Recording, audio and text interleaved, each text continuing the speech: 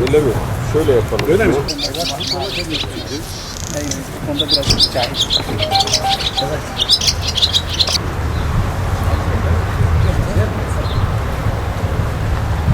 Üniversiteler, akademik faaliyetlerin yanı sıra aynı zamanda akademik organizasyonlar olup idari personelin yüklenmiş olduğu sorumluluk, kurumun günlük işleyişi ve akademik faaliyetlerin sorunsuz yürütülmesinde kritik rol oynamaktadır. İdari personel, öğrenci işleri, personel işleri, kalite ve akreditasyon çalışmaları, mali işler, altyapı, iletişim ve tanıtım gibi üniversitelerin omurgasını oluşturan birçok alanda etkin bir şekilde çalışarak üniversitemizin başarılı olmasında ciddi katkı sunmaktadırlar. Ancak bu kritik rolüne rağmen idari personel birçok sosyal ve mali haklardan yeterince faydalanmamakta ve adaletsizliklerle karşılaşmaktadır. Bugüne kadar geliştirme ödeneğinden, üniversite tazminatından hiçbir şekilde faydalanamamış, 3600 ek göstergeyi alamamış, üniversiteler arası nakil başta olmak üzere özlük haklarından bile mahrum bırakılmıştır. Ülkemizde yaşanan ekonomik sıkıntılar göz önüne alındığında idari personele yapılan sınav görevlendirmelerinde ödenen sınav ücretinin idari personel için fazla görülmesi anlaşılır bir durum değildir. Bu zor zamanlarda idari personelin emeği, gösterdiği fedakarlık ve üstlendiği sorumluluklar göz önüne alındığında onlara daha fazla destek ve adaletin sağlanması gerekmektedir. Bununla beraber son zamanlarda üniversitede ÖSYM, Anadolu Üniversitesi, Atatürk Üniversitesi ve İstanbul Üniversitesi gibi kurumların yapacakları sınavlarda idari personele sınav görevi vermeme kararı almış olması bizi derinden üzmüş ve endişelendirmiştir. Bu kararların arkasında yatan temel sorunlardan biri, görevlendirmelerin şeffaf ve adil olmayan bir süreçte gerçekleşmesidir. Görevlendirmelerdeki belirsizlik ve adaletsizlik algısı kurum içi huzursuzluğa ve güven kaybına neden olmaktadır. Üstelik bilinmelidir ki üniversitelerdeki idari personelin çoğunluğu en az lisans mezunu nitelikli bireylerden oluşmaktadır. Bu kişiler genellikle çeşitli disiplinlerde yüksek öğrenim almış, mesleki tecrübeye sahip olan bireylerdir. Ayrıca birçok idari personel yüksek lisans veya doktora gibi ileri düzeyde eğitim almış ve uzmanlık alanlarında derinlenmesine bilgi sahibidirler. Ancak bu nitelikteki personelin hak ettikleri değeri görmesi ve iş koşullarının adil olması konusunda ciddi sorunlar vardır.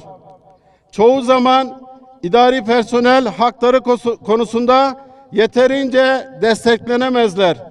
Bu durum motivasyonlarını düşürmekte ve üniversiteye olan bağlılıklarını azaltmaktadır. Bu nedenle idari personelin niteliklerinin ve katkılarının takdir edilmesi ve adil bir şekilde değerlendirilmesi önemlidir. İdari personelin hak ettiği değeri görmesi, kurumun genel başarısını artırır ve çalışanlarımızın motivasyonunu da artırmış olacaktır. Bu da üniversitelerin daha etkili ve verimli bir şekilde çalışmasını sağlar. İdari personelin sınav görevlerine atanması konusunda yaşanan adaletsizlikler özellikle dikkate alınması gereken bir diğer noktadır. Başta Milli Eğitim Bakanlığı olmak üzere birçok kamu kurumu sınavlarda görevlendirme yaparken özellikle kendi personellerini tercih etmektedir. Ancak üniversitemizde ise durum farklılık göstermekte ve kurum dışından görevlendirme yapılması yaygınlaşmaktadır.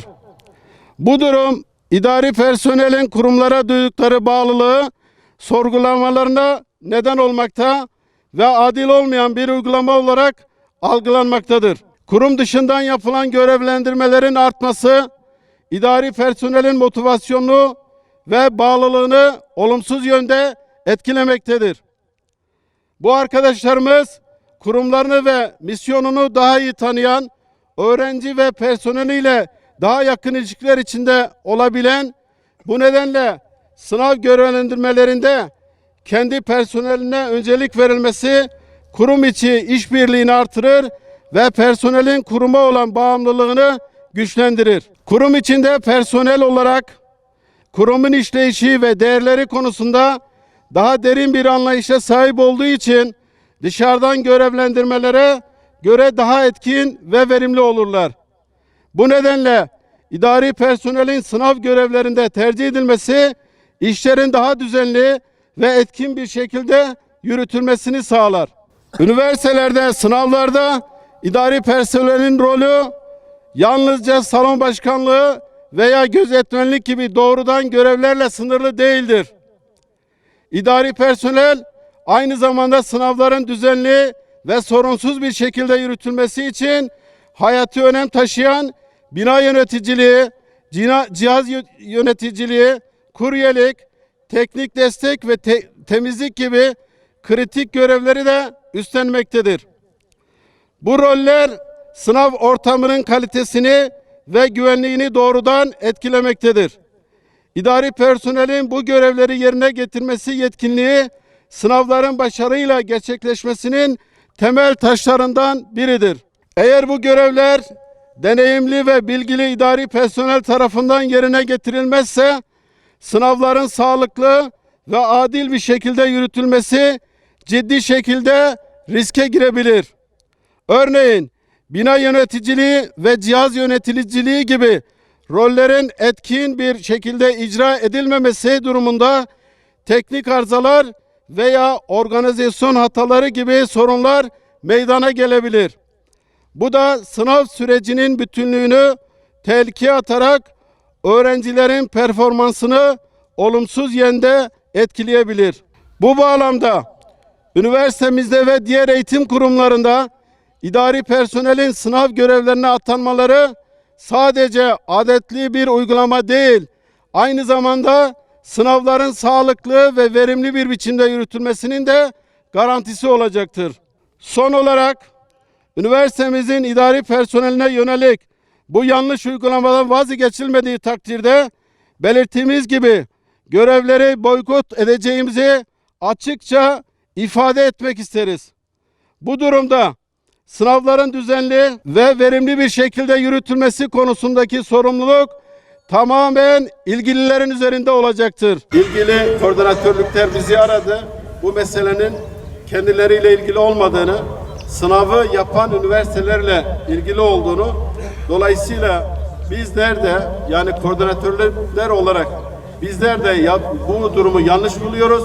Dolayısıyla bunun düzelmesi için bir an önce biz bu uygulamayı bitirmek istiyoruz. Sınav koordinatörlerinin bize de aktardığı bilgi bu.